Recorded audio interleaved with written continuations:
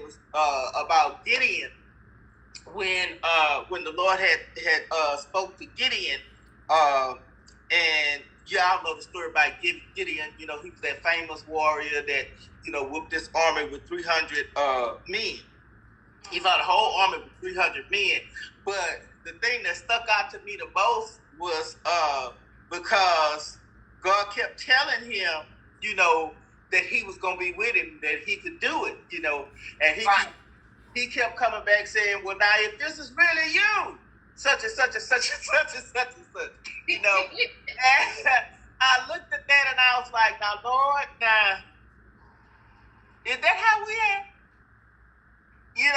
Because he told him in Judges 6 and 11, he says, and there came an angel of the Lord and sat under an oak tree. Now picture this angel just sitting under an oak tree,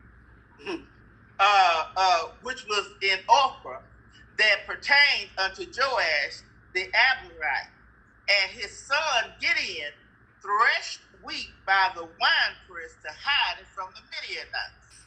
Now,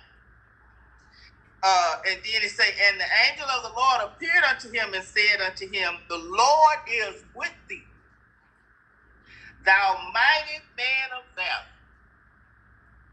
And Gideon was like, where that man is? Where he is? Where a mighty man of valor is? I don't know. Ain't that how we do? Ain't that how we do?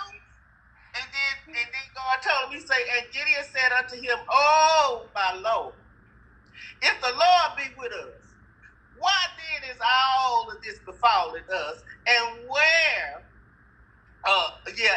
would be all his miracles, which our fathers told us, saying, did not the Lord bring us up from Egypt? But now the Lord hath forsaken us and delivered us into the hands of the Midianites.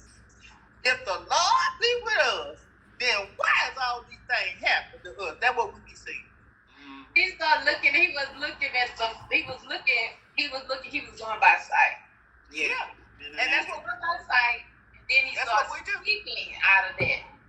Yeah. Because when you go by sight, you start speaking by the flesh.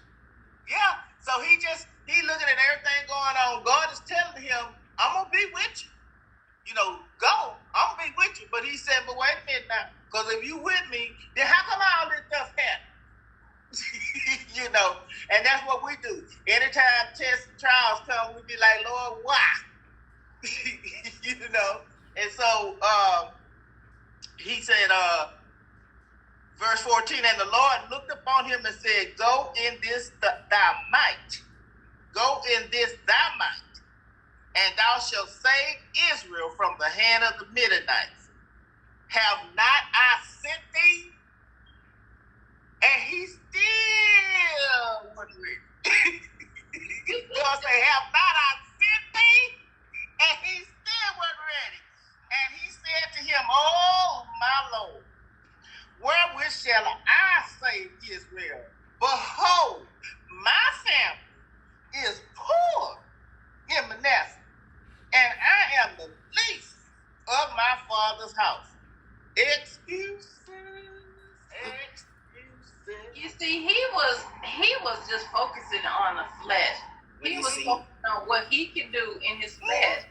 And the Lord kept trying to tell him, you are a mighty man of valor. When he said you are a mighty man of valor, he said we are mighty through God.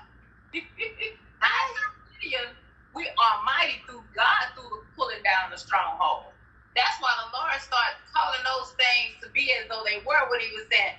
Gideon, mighty man of valor. You are mighty through God. And he tells you, you are mighty through me, through the pulling down. You show up, let me do the rest. Well, he tell us the same thing, but we do just like Gideon. We give him a whole bunch of excuses why we can't do what he telling us to do. Yeah, when we walk in the flesh, that's exactly what happened. That's why he tell us to walk in the spirit. Because when we're in the flesh, we're going to start talking like the flesh, like a child. But I like what God told him. Verse 16, he says, and the Lord said unto him, surely I will be with thee.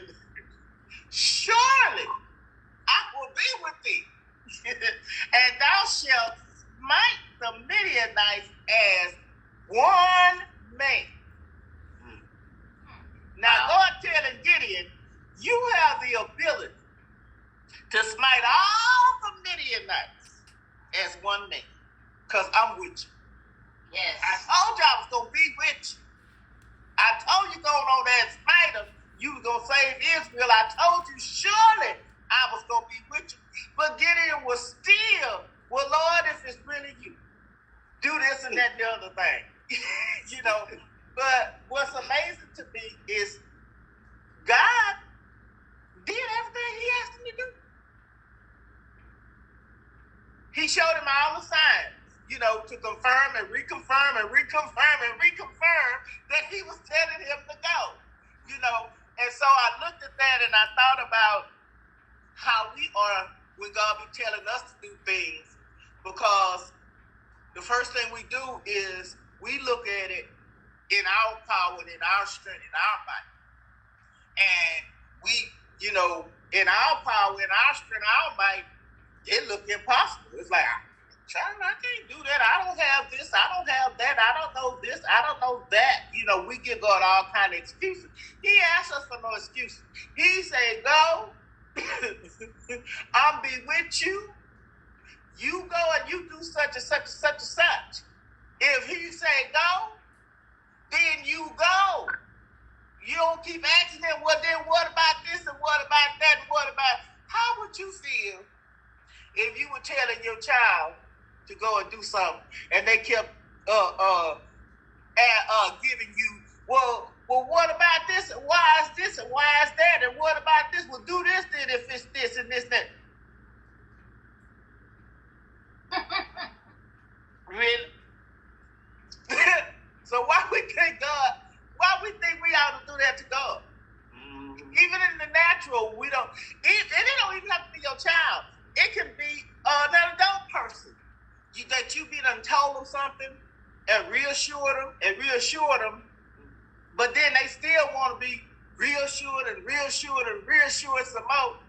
Sooner or later you gonna say, you know what, just forget. Just forget. You're not gonna believe it. It's like you're saying, you're not gonna believe it unless you see it. So why am I talking? You want to see it, and that's not how you believe. Believe it, you see it and hear first, and then you go out, and then you walk it out. But you don't see it out there first like that.